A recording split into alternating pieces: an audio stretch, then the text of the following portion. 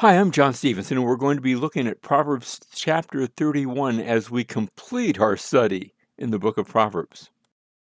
We've been from chapter 1 all the way to chapter 31. We saw the appeal to wisdom, and then starting in chapter 10, there were one verse maxims. These were titled the Proverbs of Solomon. We saw the Proverbs collected by the men of Hezekiah. And then these last two chapters, we saw larger couplets, the words of Agur in chapter 30. And now finally, we come to the words of King Lemuel, and that will be capped off at the end with a picture of the good, or I like to translate, the woman of valor. Let's begin in chapter 31, verse 1, the words of King Lemuel. Now, we don't know who King Lemuel might be. There have been some who've suggested this is just another term for Solomon. I don't think that's the case. I think when we want to speak of Solomon, we've been speaking of him quite well throughout this chapter. The oracle which his mother taught him, and then she begins to ask, "Oh, what, O my son, and what, O son of my womb, and what, O son of my vows?" She's getting his attention here. And when we read this is actually Aramaic. So there's a change in the expression. Instead of Hebrew, we're seeing it in Aramaic. And now we have the call, do not give your strength to women or your ways to that which destroys kings. Now, notice the kingly emphasis here. So she's saying, listen up, listen to what I'm saying.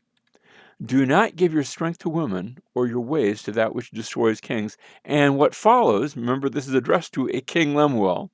And now we have instructions on how to be a good and godly king. It begins, don't give your strength to women or your ways to that which destroy kings. And that reminds us of people like David and Bathsheba. That was an issue. He was a king and he acted inappropriately. Reminds us of Solomon and his many wives and how that didn't turn out very well. Verse 4, notice the topic's going to be kings, but it'll be kings and wine. It is not for kings, O Lemuel. It is not for kings to drink wine, or for rulers to desire strong drink. Notice that kings and rulers, that's the same thing. It starts off just getting your attention. It's not for kings, O Lemuel. And then the second line and the third line are saying the same thing, but with different words. So kings and rulers, that's the same thing. Drinking wine, desiring strong drink, that's the same thing. And what we're reading here are the dangers of drink. And then we see what that danger is. We're told it's not good in verse 4. Verse 5, for they will drink and forget what is decreed and pervert the rights of all the afflicted. Notice verse 5 just says the same thing, basically in two different ways. What they'll do is forget what is decreed, and they'll also pervert the rights of all the afflicted. In other words, kings are supposed to be fair. Rulers, judges are supposed to be fair, and if they lose their mental acuity because of strong drink, because of over drinking with wine or strong drink, then they run the risk of judging unfairly. And so we have in verse 6, give strong drink to him who is perishing. Notice drinking in death. Give strong drink to him who is perishing, and wine to him whose life is bitter. Let him drink and forget his poverty and remember his trouble no more. Notice how verse 6, the two lines of verse 6 say the same thing. Give strong drink, give wine, it's the same thing. Who is perishing, whose life is bitter, life is sort of over. And then verse 7 is going to say the same thing in its two lines. Let him drink and forget and remember his poverty and remember his trouble no more. That's the same thing as forgetting his poverty. And so we have verse 6. Now, on the surface of it, verse 6 and verse 7 look like, okay, it's okay to give drink to somebody who is on their deathbed. We might think of this as perhaps giving, drugs or something, painkillers to somebody who's suffering before they die. They're not going to get any better. Think about what hospice does when they just make people comfortable and try to do away with their pain, but they're not really going to improve their situation. And as we read this in verse 6 and 7, the question is, to him who is perishing, to him whose life is bitter. Notice, by the way, it's plural in in the Hebrew. We translated it singular, so it gives strength to them who are perishing, wine to those whose life is bitter. Um, and the question is this sarcasm? In other words, is this just, we're not seriously saying this sort of thing, because kings, they're supposed to be sort of with you, and they're supposed to be ruling, not bringing an end to their life. Or is it, for medicinal purposes, that's that idea that we just presented, or perhaps a little bit of both. And I think the both idea probably is, unless you're ready to die, and you're not, that's the point, then don't be going in that direction. Verse 8, open your mouth for the mute. This is speaking still to kings and the duty that they have. Open your mouth for the mute, for the rights of all the unfortunate. People who can't speak for themselves, maybe they're unable to speak, or because of their social situation, maybe they don't have the ability to be heard. Verse 9, open your mouth, and notice the repetition there. So we have the first, open your mouth, and then the second, open your mouth. But here, just in case we missed it, this is in the context of judgment. Judge righteously and defend the rights of the afflicted and the needy. Okay? So we have verses 1 through 9, instructions on being a good king. Notice how wine enters into that, or the abstinence of wine. And watch out for how you act if you're going to be a good king. And now we go from that to verses 10 through 31, and the subject will change. It will now be on the finding of a wife of excellence. And so we come to verse 10. An excellent wife who can find, for her worth is far above jewels. Now, that phrase, an excellent wife, the Hebrew eshet, remember, isha is the word for woman, but this is eshet ha'il. And that ha'il, that term, well, first of all, notice how it starts. The eshet, like I said, that's just the word for woman. A woman of excellence, we would say. But it starts, and this is we're going to see a pattern here. It's not that this is so significant, but it starts that word ishet is actually starts with the letter aleph, which it happens to be the first letter of the Hebrew alphabet. Now, this psalm is going to be an acrostic psalm. There's going to be 22 verses, and there's 22 letters in the Hebrew alphabet.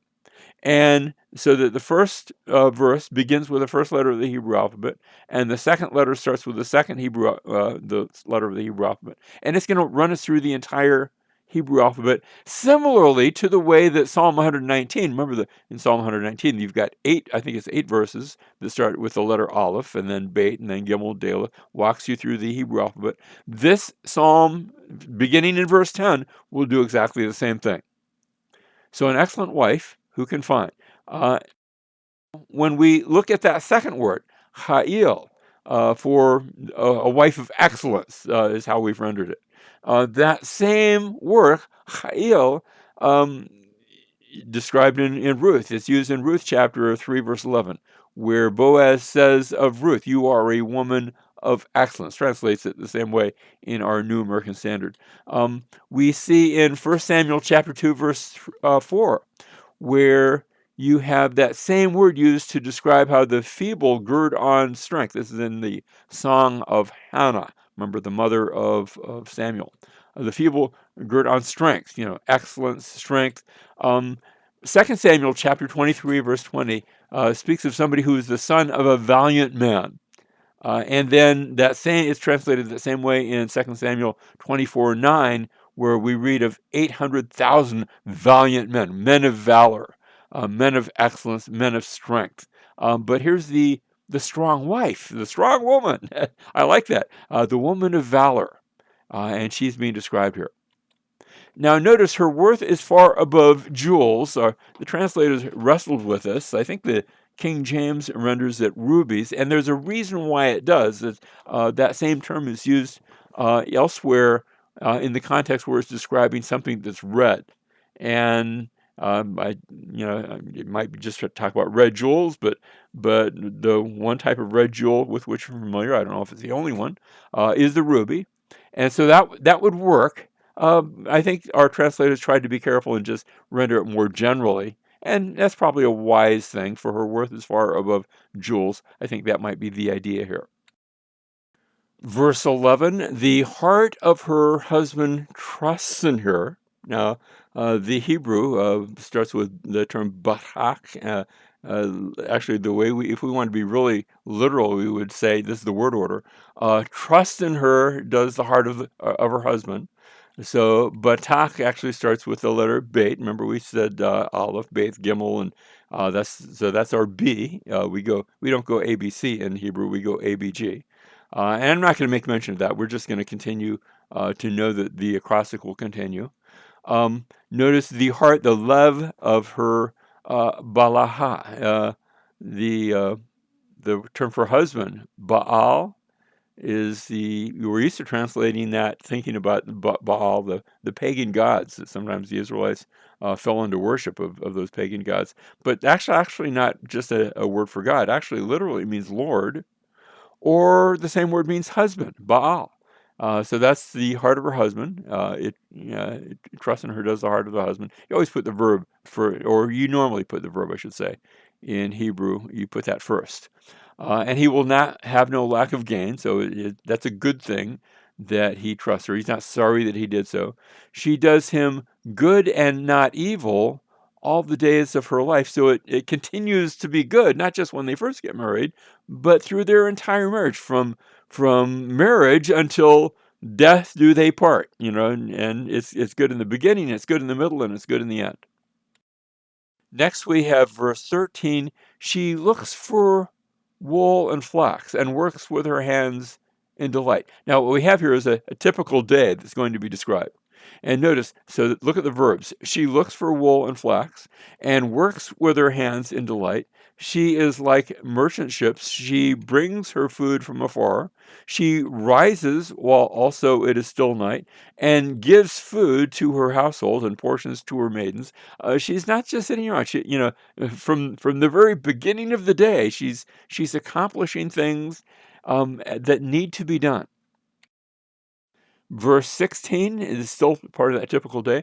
She considers a field and buys it from her earnings. She plants the vineyards. Notice the two lines that's really saying the same thing, where she considers and she plants, considers and buys.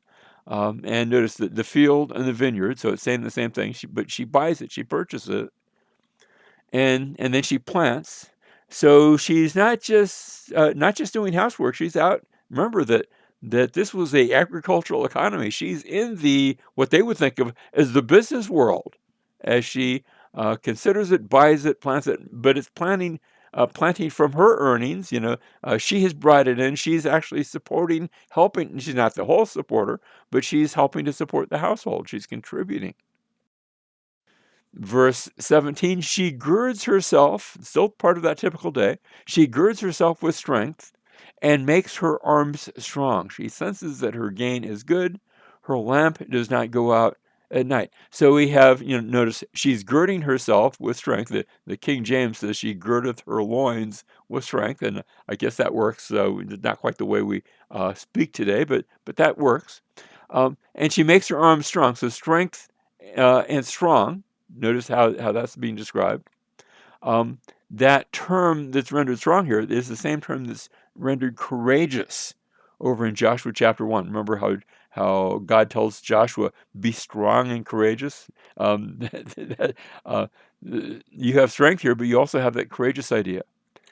And then her lamp does not go out at night. Remember that they didn't have electric lights, so you had to be prepared for anything that had happened during the night. You don't want to be stumbling in the darkness, not like you have a night light. And so you'd be using your lamp. You make sure that it's full of oil. Make sure that the wick is properly trimmed so that it can last throughout the night. So if you do have to get up in the middle of the night, notice how she plans ahead. She stretches out her hands to the distaff, and her hands grasp the spindle. Now, these are elements that are used for making clothes, sewing. You got a picture of it here to show what that might look like back then. But notice the double reference to hands. So stretches out her hands. Yade'ah. Yad is the word for hand. Um, and then when it says, and her hands grasp the spindle, you've actually got a different word now that's used for hand. This time it's kafa of her, but kaf is the word. It's still your hand, but really the palm of your hand.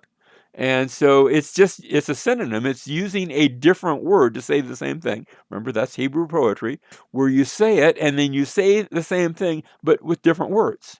So it's not that it's significant. What's the difference between yad and kaf? It's still your hand, but I want you to catch the poetry. And then in verse 20, she extends her hand, her kaf, to the poor, and she stretches out her yadim, her hands to the needy. So you notice how you go from yad to kaf to kaf to yad. This is chiastic, as it's poetry, as it's making this description of what she's doing with her hands.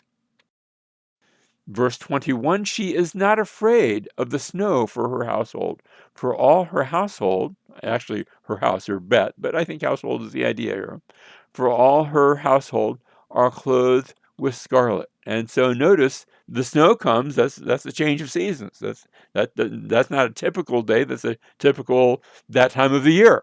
And so the seasons change, and that's okay. She's ready for every season. Can we say it that way? And her household is clothed with scarlet. She makes coverings for herself.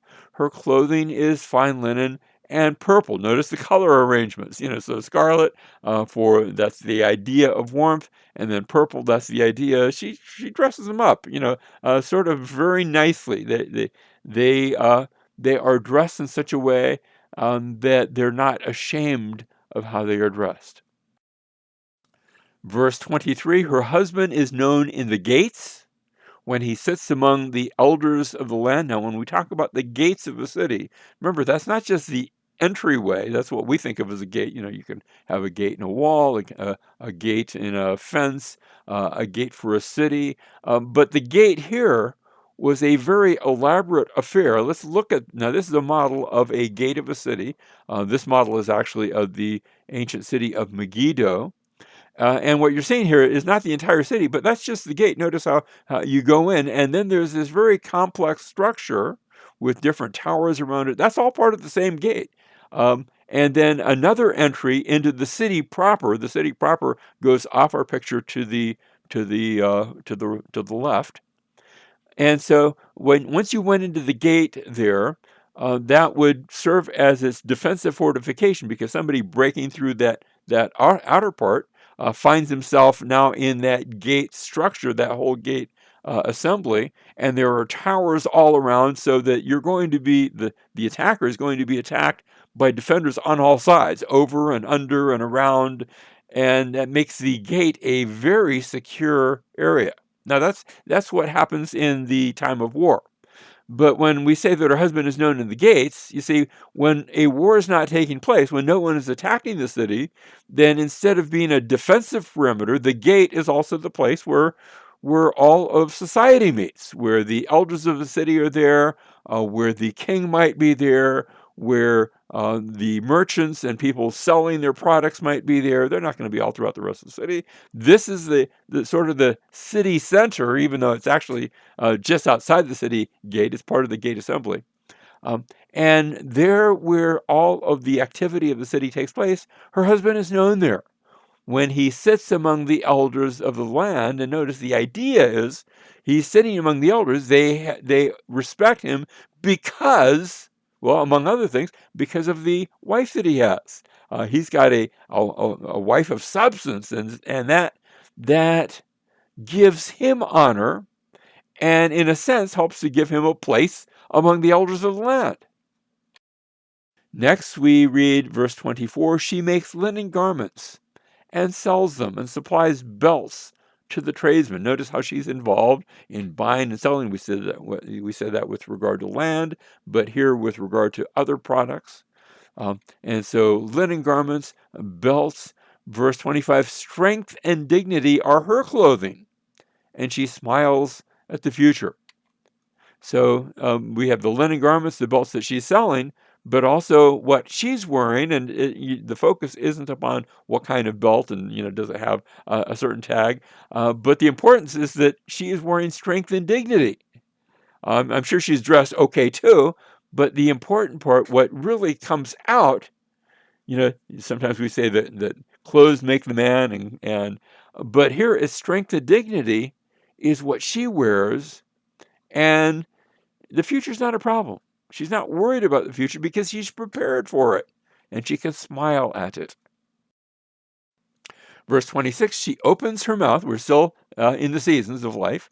She opens her mouth in wisdom, and the teaching of kindness is on her tongue. So notice her mouth, her tongue. She looks well to the ways of her household and does not eat the bread of idleness. Now, that term idleness there, the Hebrew atzlut, and those first three letters, atzal, is from the root where we get our word sluggard from. So I guess we could render this if we want to. She doesn't follow the example of the sluggard. She doesn't eat the bread of the sluggard. That's not the way she looks. She's the polar opposite. She's the one who is industrious and planning ahead and very involved in the life of her family and we already saw in just the life of the city. She's known throughout the city. Her middle name is involvement. Verse 28, her children rise up and bless her, her husband also, and he praises her, saying, many daughters have done nobly, but you excel them all. So she's referenced by her children, and then by her husband, her Ba'alah. Remember, Baal is the word for husband, for her Lord. And many daughters have done nobly. There's our old friend Ha'il. Valiantly, we rendered that earlier. Excellently, but you excel them all.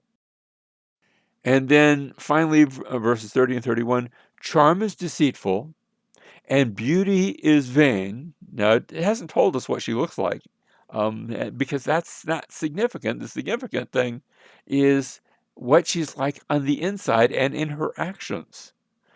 Charm is deceitful, beauty is vain. That's really sort of empty. Let me just say also, charm and beauty, they can come and they can go.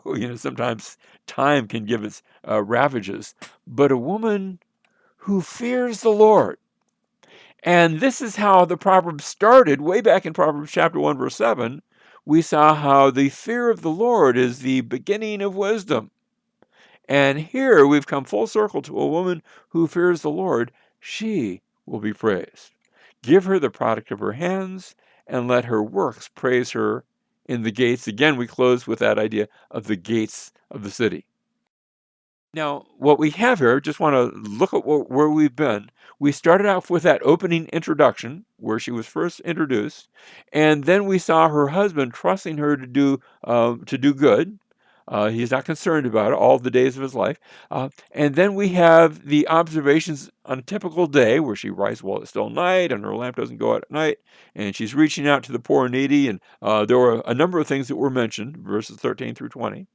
Next, we had observations on the seasons of life. So we went from a typical day to the various seasons. Like when the winter comes, her husband's known in the gate. She smiles at the future. These are all seasonal sorts of ideas.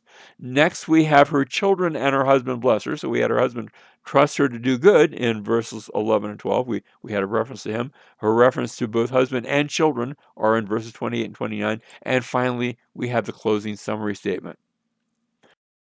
Now, back in chapters 1 through 9 of Proverbs, we saw Lady Wisdom personified throughout those chapters. Remember, there was that bad woman, stay away from her. But wisdom, because it was a feminine term, all words in Hebrew are either masculine or feminine. It was a feminine term. We saw wisdom personified as though she was a lady. And now in chapter 31, we have Lady Wisdom as the valiant woman. And that reminds us today, we as the church, that we have been called to something. You see, we have been called by Christ declared righteous through faith in him, but then he begins to do a work in us to actually turn us into this valiant woman, to give us a spirit of wisdom, and then through this process of sanctification, to make us holy, even as he is holy. And so the church is called to be this woman of valor.